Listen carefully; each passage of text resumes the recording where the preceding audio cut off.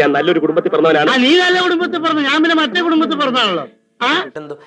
ഇപ്പത്തെ തലമുറയില് ആണുങ്ങൾ ഏതാ പെണ്ണുങ്ങൾ ഏതാന്ന് കണ്ടാൽ മനസ്സിലാവേ ഇല്ല. കുരിയച്ചാ, ഈ വേണ്ടാത്ത കാര്യങ്ങൾ പറയല്ലേ. ആണുങ്ങൾ ഏതാ പെണ്ണുങ്ങൾ ഏതാന്ന് കണ്ടാൽ മനസ്സിലാവേ ഇല്ല.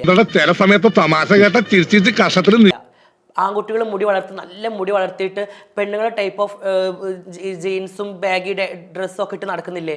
ഈ അറിവ് എവിടുന്ന് കിട്ടി? പത്രത്തിൽ നിന്ന് അടിച്ചു മാറ്റിയതാ. പെൺകുട്ടികളാണ് ജീൻസ് പാന്റ് ഷർട്ട്. നമ്മൾ അങ്ങോട്ട് പേര് ചോദിക്കണം, എന്താ പേരെന്താ? പെൺകുട്ടിയായിരുന്നു അല്ലേ? ബോയ്ക്കട്ടൊക്കെ അടിച്ച് പെൺകുട്ടികൾ നടക്കുന്നില്ലേ? എത്ര മുസ്ലിം പെൺകുട്ടി നടക്കുന്നുണ്ട്. ഓഹോ, അങ്ങനെ ഒരു സംഭവം നടന്നോ?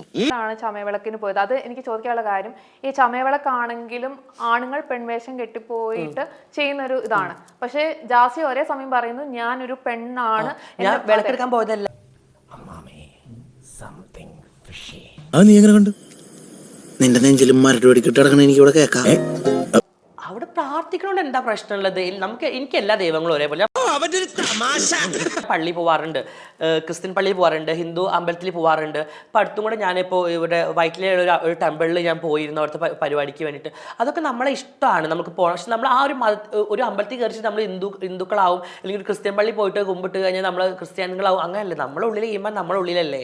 ഇതിപ്പോൾ ഇനി കുറേ മൂല്യന്മാരെടുത്ത് ആഘോഷിക്കും, കുഴപ്പമില്ല, അവർ കുറേ അരി വാങ്ങട്ടെ, കുഴപ്പമില്ല. പക്ഷെ എനിക്ക് നമ്മളെയാണല്ലോ മച്ചമ്പി